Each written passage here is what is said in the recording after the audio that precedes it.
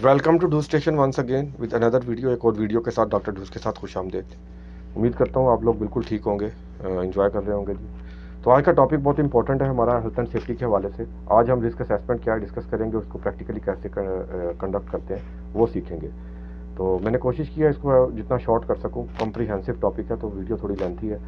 तो जो प्रेजेंटेशन मैं यूज़ करूँगा वो आप डाउनलोड लिंक दे दूँगा डिस्क्रिप्शन में, वहाँ से आप डाउनलोड कर सकते हैं। इसी तरह जी आपकी फीडबैक बहुत इंपॉर्टेंट है। अगर आप फीडबैक देंगे तभी मैं अपना कंटेंट जो है उसे इम्प्रूव कर सकता हूँ। तो चलते हैं जी अपने टॉपिक की तरफ। रिस्क असेसमेंट क्या है और उसे कैसे कंडक्ट करते हैं और सीखते हैं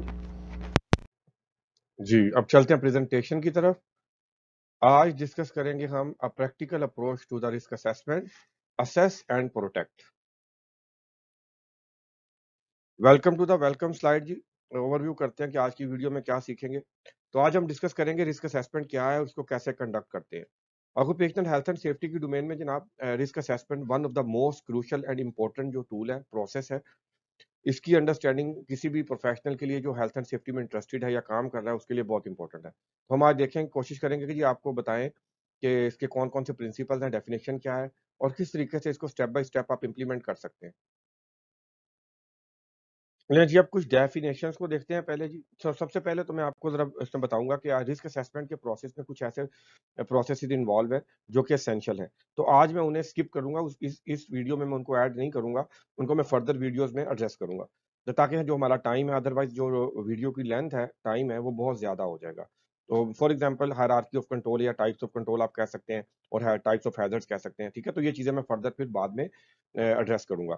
आज मैं जिन चीज़ों पे फ़ोकस करूँगा वो सिर्फ़ कि रिस्क असेसमेंट क्या है और इसको क्या इस प्रोसेस के अंदर जो-जो चीज़ें डायरेक्टली इन्वॉल्व हैं या इसका पार्ट है, उनको ही एड्रेस करूँगा।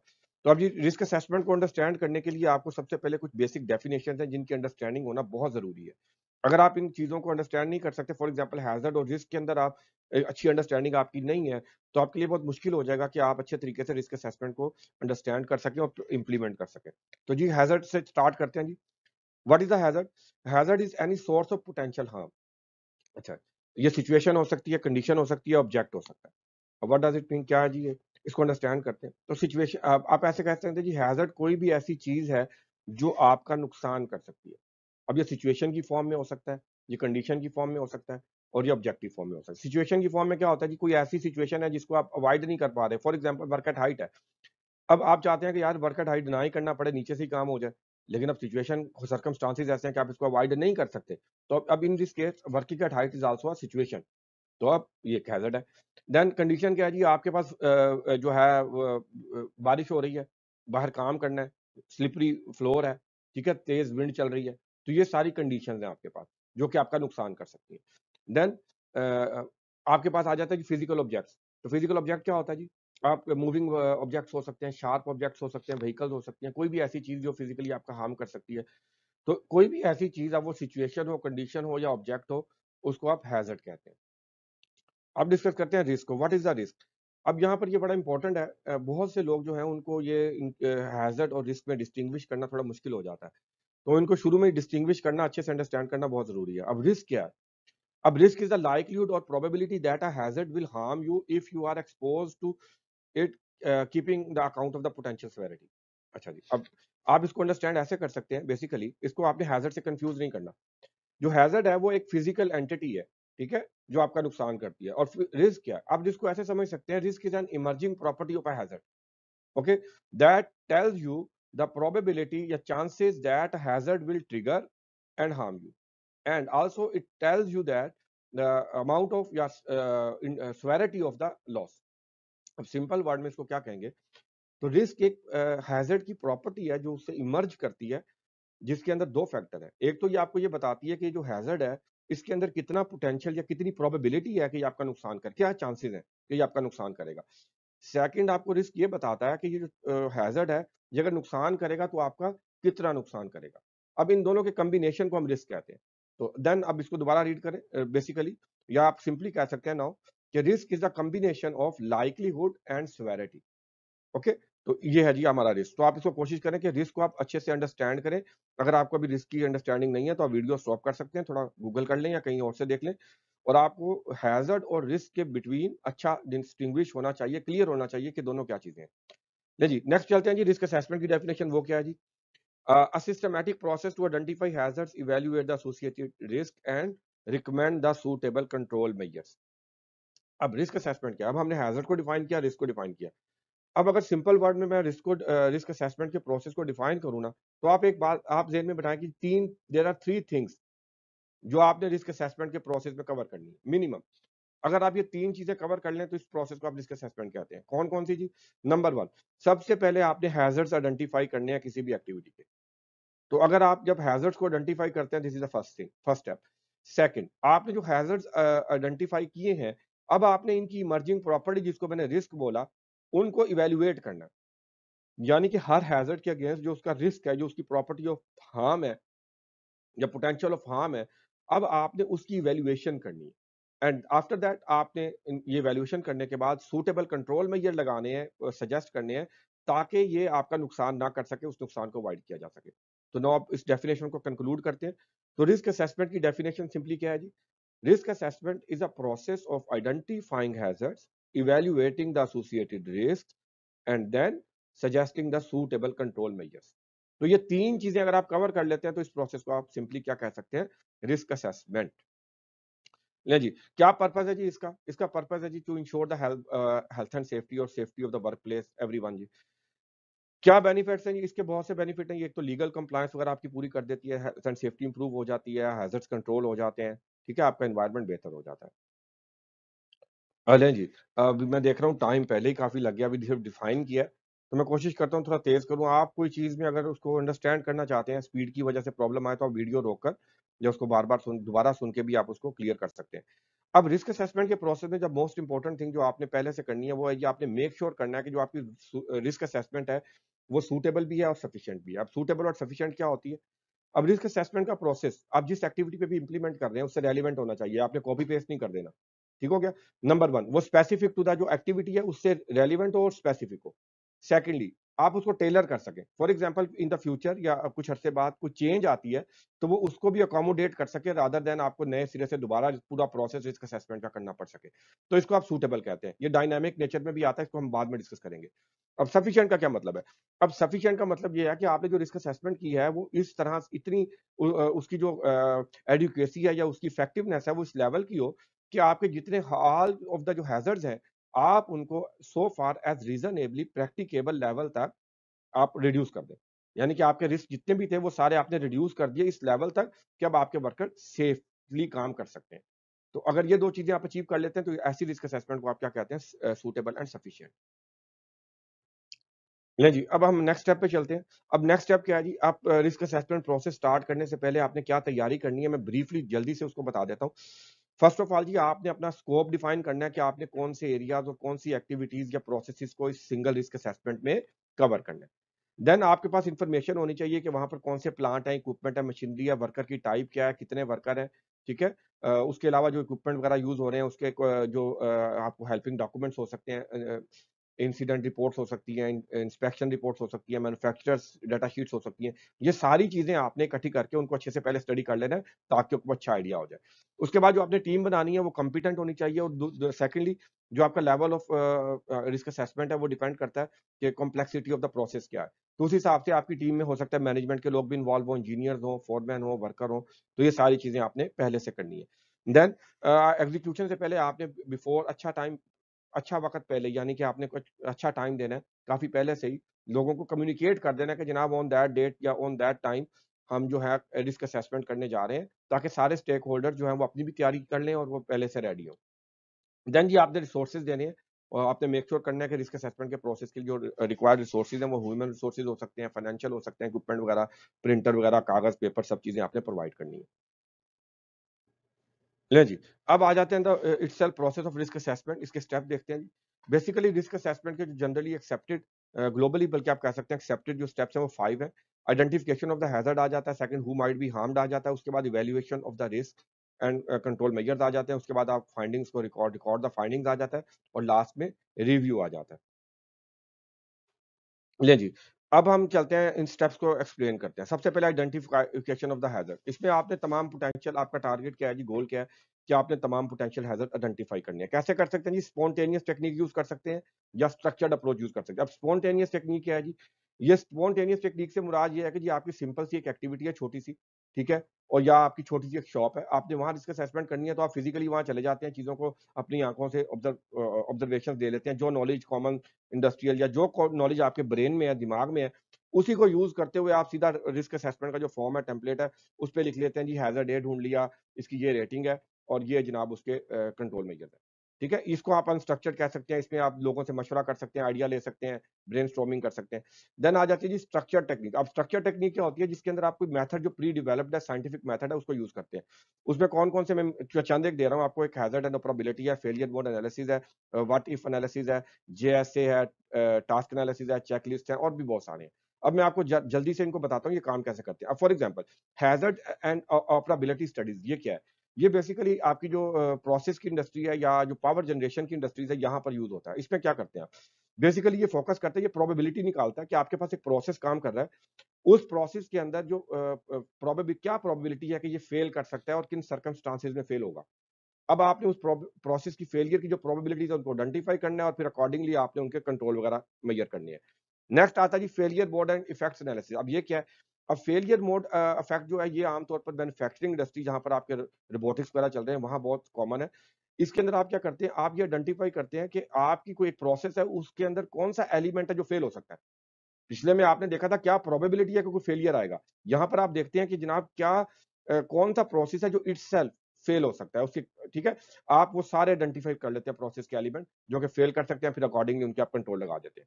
अब व्हाट इफ एनालिसिस क्या है जी? ये भी एक क्वालिटी, ये आपको वो जो आपका फेलियर और जो हैज़र्ड ऑफ प्रोबेबिलिटी है, ये क्वांटिटेटिव की तरफ जाते हैं ज़्यादा और जो व्हाट इफ एनालिसिस है ये क्वालिटेटिव में आता है।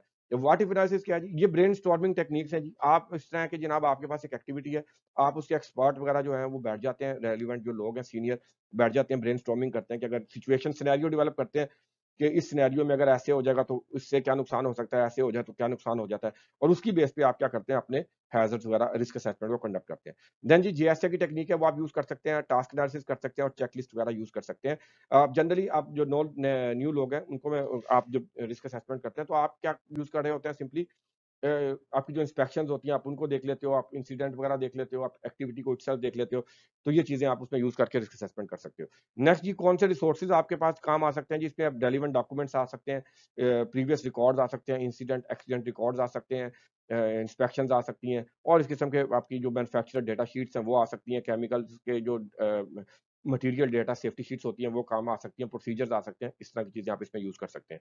देन ऑब्वियसली जब आप रिस्क असेसमेंट करते हैं तो आप जो आपके स्टेक होल्डर हैं वो वर्कर भी हो सकता है, सुपरवाइजर हो सकता है, इंजीनियर हो सकता है, इवन एक्सटर्नल हो सकता है। आप उनकी कंसल्टेशन भी कर लेते हैं, वो भी आपको अपने आइडियाज़ दे सकते हैं। वो भी एक्सपीरियंस रखते हैं। देन जी इंस्पेक्शन वगैरह से तो ये आप मुख्तलिफ मेथड हैं जिनको यूज़ करते हुए हैज़र्ड्स को आइडेंटिफाई कर सकते हैं। ले जी, अब नेक्स्ट स्टेप है जी हमारा, उसमें है जी who might be harm, very important है जी। इसका मकसद ये होता है कि आपने जो हैज़र्ड्स आइडेंटिफाई करने हैं, आपने देखना है कि उनका इम्पैक्ट आपकी ऑर्गनाइज़ेशन या आपके काम पे क्या हो रहा है। अगर उनका आपके काम पे कोई इम्पैक्ट नहीं हो रहा, तो फिर आपके लिए उनको फाइनेंशियली सूटेबल नहीं है कि आप उनको कंट्रोल करें।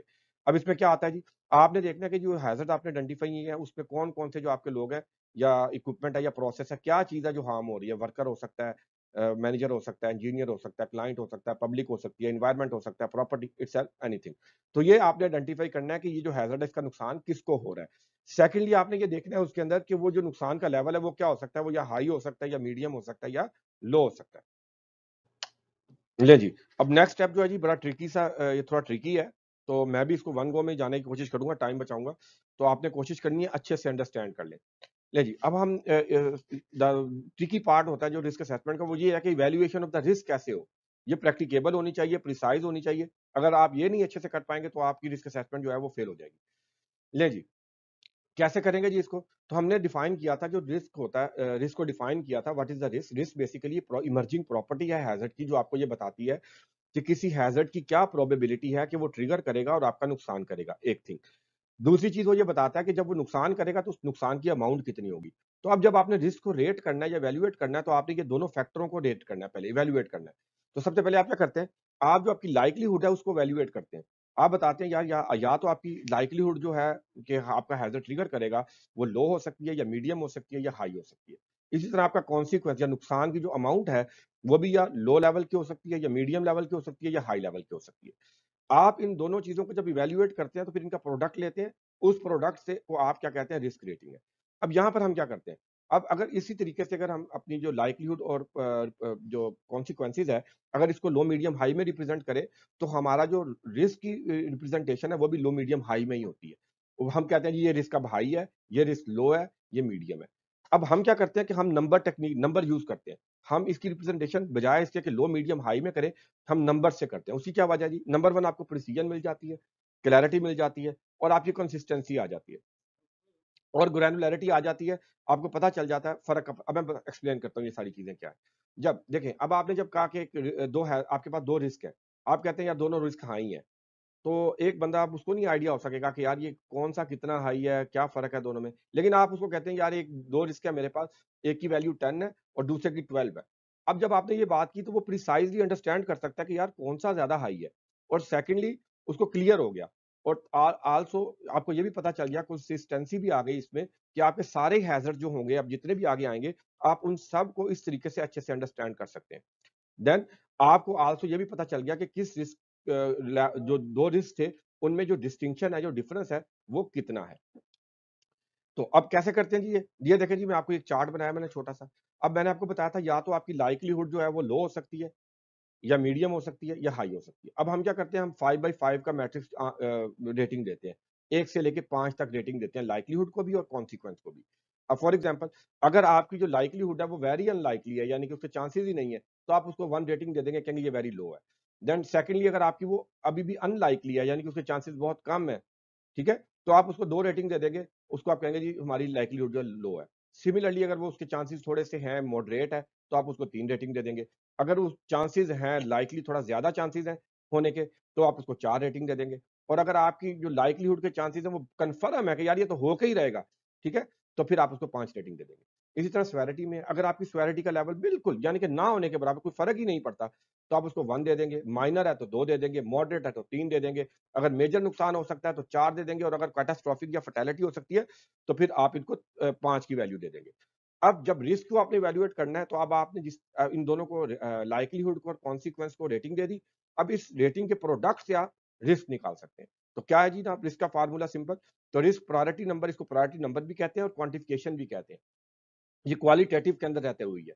तो कैसे होती है जी ये, आप लाइक्लीहुड की वैल्यू को आप सेवेरिटी या कॉन्सिक्वेंसेस की वैल्यू से मल्टीप्लाई करें, आपके पास रिस्क की रेटिंग आ जाएगी। फॉर एग्जांपल, अगर आपकी लाइक्लीहुड की वैल्यू 3 है और आपके कॉन्सिक्वेंस की वैल्यू 4 है, तो 3 multiply by 4 is equal to 12।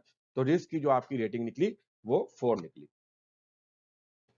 ले जी, अभी हमने सीखा कि हम इवैल्यूएशन ऑफ द रिस्क कैसे करते हैं, उसकी प्रैक्टिस करते हैं थोड़ी सी एग्जांपल के साथ। उससे पहले मैं आपको बता दूं, अब आपने ये देखा कि आपके रिस्क में 2 फैक्टर हैं जो कि आपके रिस्क को इंपैक्ट कर रहे हैं। एक लाइक्लीहुड है, एक कॉन्सिक्वेंसेस है। अब अगर आपने रिस्क को कंट्रोल करना है, तो आपके पास 3 तरीके हैं। या तो आप लाइक्लीहुड रिड्यूस करेंगे तो ऑटोमेटिकली आपका रिस्क कम हो जाएगा, या आप कॉन्सिक्वेंस को रिड्यूस करेंगे, या आप इन दोनों को भी रिड्यूस कर सकते हैं। अब इसको जब मैं नेक्स्ट वीडियो करूंगा कोई, जिसमें मैं हायरार्की ऑफ कंट्रोल को डिस्कस करूंगा, तो वहां पर जाके आपको इंशाल्लाह इसको अच्छे से एक्सप्लेन कर दूंगा। तो अब नेक्स्ट चलते हैं, ये एग्जांपल देखते हैं। अब ये आपके पास एक स्टेयर है जिसपे प्रोटेक्शन सिस्टम नहीं लिखा। अब यहां से जब वर्कर गुजरेगा, तो उसकी क्या लाइक्लीहुड है कि वो साइडवेज गिर सकता है यहां से। क्या क्या रेट करेंगे आप वीडियो स्टॉप करके अपना अंदाजा लगा सकते हैं। तो मैं इसको अब आगे चलता हूं तेजी से। तो मैंने इसको जनाब 4 रेटिंग दी है। 4 लाइक्लीहुड है कि वर्कर जब यहां से गुजरेगा, तो किसी किस्म की जरा सी भी डिस्ट्रैक्शन जो है उसको गिरा सकती है। देन कॉन्सिक्वेंस क्या होगा जी, मैंने इसको भी 4 वैल्यू दी है। तो अब लाइक्लीहुड की वैल्यू 4, सेवेरिटी की वैल्यू 4, तो रिस्क की वैल्यू कितनी आई, 4 16। अब ये हाई रिस्क है। अब इसको कैसे कंट्रोल किया आपने, देखें जी, लाइक्लीहुड मैंने उसको गार्ड रेल लगा दी। अब वर्कर के गिरने के चांसेस जो है मैंने उसको 1 कर दिया, लाइक्लीहुड कम कर दी। अब चूंकि कॉन्सिक्वेंसेज यहाँ चेंज नहीं हुए, ठीक है, गिरेगा तो नुकसान वही होगा, तो कॉन्सिक्वेंसेज वही रहे, तो रिस्क की वैल्यू कितनी आ गई, लो पे आ गई। नेक्स्ट एग्जांपल जी, ये एक प्लेटफॉर्म है स्कैफोल्ड टाइप, जिस पे वर्कर मूव कर रहा है। तो क्या लाइक्लीहुड है कि यहाँ से वर्कर गिरेगा। अब ये बड़ा खतरनाक सा, ना कोई प्रोटेक्शन लगी है और इसकी जो विड्थ है वो भी बहुत कम है। तो लाइक्लीहुड को मैंने 4 वैल्यू दी है। कॉन्सिक्वेंस अगर गिरेगा तो क्या होगा जी, 4 होगा, जान जा सकती है, हड्डी टूट सकती है। देन रिस्क की वैल्यू क्या आई, 16 आई, वेरी हाई आई। कैसे कंट्रोल किया जी, आपने गार्डरेल सिस्टम लगा दी और जो उसकी विड्थ है उसको भी इंक्रीज कर दिया। तो अब क्या लाइक्लीहुड रह गई जी आपकी, 1। लेकिन अगर यहाँ से वो किसी तरह गिर जाता है, खुद ही छलांग भी लगा देता है, तो कॉन्सिक्वेंस वही रहेंगे, कॉन्सिक्वेंस यहाँ चेंज नहीं होंगे। तो हमने लाइक्लीहुड को कंट्रोल करके यहाँ पर रिस्क को कंट्रोल किया। नेक्स्ट एग्जांपल जी, मैं इसमें कॉन्सिक्वेंस को चेंज करूंगा। ये आपके पास एक पेंट है जो कि इरिटेंट है, बहुत डेंजरस है, आप इसको यूज कर रहे हैं। क्या लाइक्लीहुड है जी आपका नुकसान करेगा? 3, मैंने इसको 3 वैल्यू दी है। देन जी आपकी सेवेरिटी क्या हो सकती है जी? 4 तक हो सकती है, आपको क्रोनिक डिजीज या कोई मसला कर सकता है। तो रिस्क की वैल्यू ओवरऑल क्या आ गई जी? ये 12। अब ये 12 मीडियम, ये हाई में ही जाता है, ठीक है? ये इसको हाई आप कंसीडर करें। नेक्स्ट आ जाएंगे, अब इसको मैंने कंट्रोल लगाया, मैंने एक ऐसा पेंट खरीद लिया जो कि सेफ टू यूज है, जो कि इरिटेंट नहीं है। अब क्या लाइक्लीहुड है कि वर्कर को नुकसान होगा जी? 3, ठीक है? अब चूंकि कंडीशन मैंने चेंज नहीं की, मैंने ना कोई पीपीई दी, ना मैंने कोई और सेफ्टी लगाई, मैंने सिर्फ जो कंपोजिशन ऑफ पेंट है या उसकी करेक्टरिस्टिक है उसको चेंज किया, यानी कि अमाउंट ऑफ नुकसान जो है या लॉस है उसको चेंज किया। तो इस केस में स्वेरिटी या लाइक्लीहुड सेम रहेगी, और स्वेरिटी जो है वो कम होकर 2 पे आ गई, ओवरऑल रिस्क 6 पे आ गया। अब ये लो में ही आता है, मॉडरेट या लो में आता है, तो इसको आप इस तरीके से हैंडल कर सकते हैं।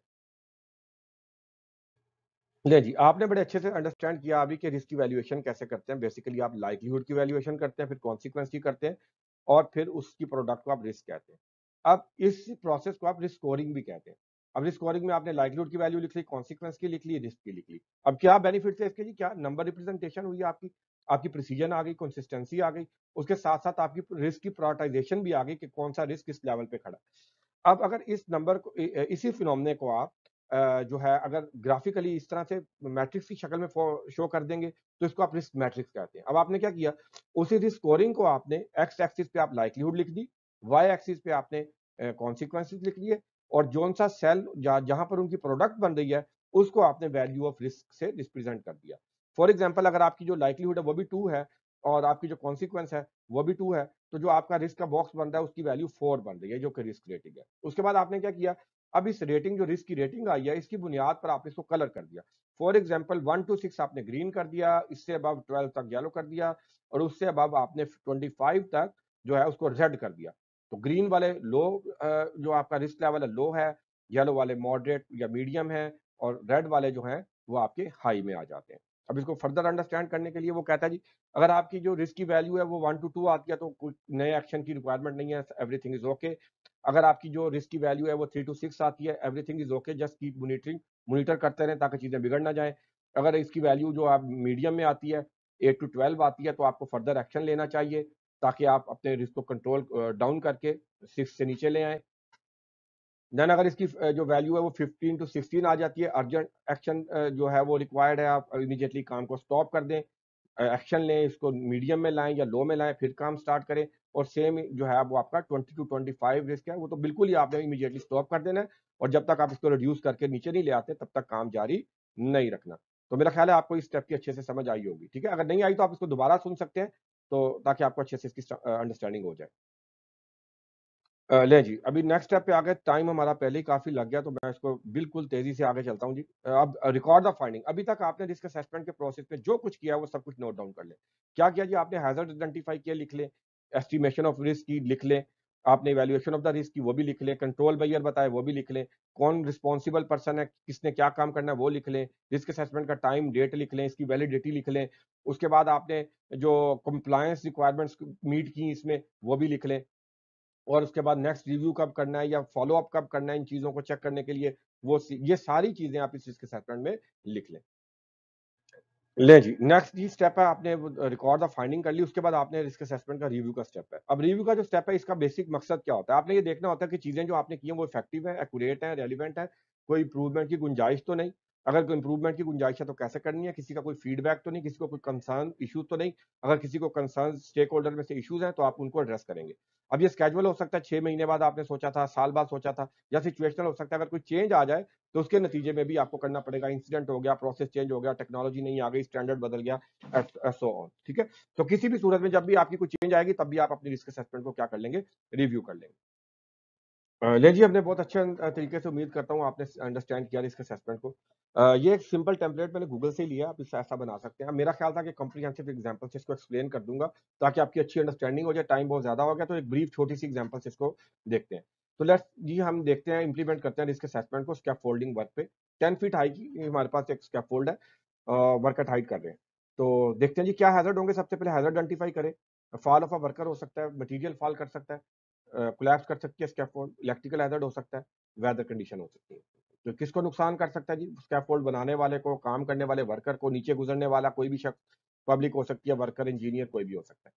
जी, क्या कंट्रोल लगा सकते हैं? पहले इवैल्यूएशन करें जी, क्या रिस्क की वैल्यूएशन करते हैं। चलिए जी, एक हैजर्ड को देख लेते हैं सिंपल। तो वर्कर का जो फॉल करना है, लेट्स हम अज्यूम करते हैं कि गार्ड रेल अच्छे से लगी नहीं और हार्डनेस भी नहीं पहनी। तो अब क्या चांसेस है कि वर्कर गिरेगा? चांसेस हाई हैं, 4 रेटिंग देते हैं लाइक्लीहुड को, और कॉन्सिक्वेंस भी हाई है तो 4 रेटिंग देते हैं। तो रिस्क की वैल्यू हमारे पास आई 16।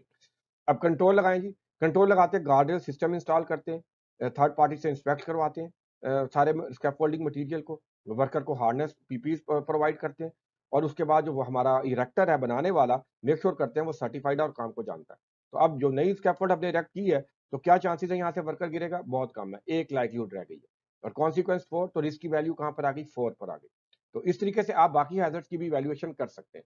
तो वंस आपने वैल्यूएशन कंप्लीट कर ली, तो तमाम फाइंडिंग्स को जो हमने पहले डिस्कस की थी, नोट डाउन कर लें। Hazards, estimation of the risk, evaluation of the risk, assessor का नाम, रिस्क असेसमेंट का डेट, वैलिडिटी, कंप्लायंस रिक्वायरमेंट और अदर थिंग, ये सब नोट डाउन कर लें।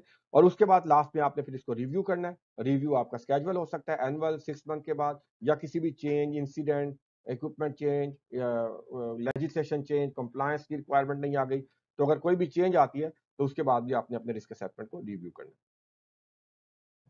ले जी, नेक्स्ट टॉपिक बड़ा इंपॉर्टेंट है, लेकिन मैं इसको बिल्कुल ब्रीफली आपको बता देता हूँ। Dynamic risk assessment. Dynamic risk assessment क्या होती है जी? मैं आपको ब्रीफली बता, जिस रिस्क असेसमेंट में 4 चीजें आ जाए उसको हम डायनामिक रिस्क असेसमेंट कहते हैं। फर्स्ट ऑफ ऑल, इसके अंदर सेल्फ मॉनिटरिंग की एबिलिटी होनी चाहिए, अपने आप को मॉनिटर कर रही है कंटिन्यूअसली।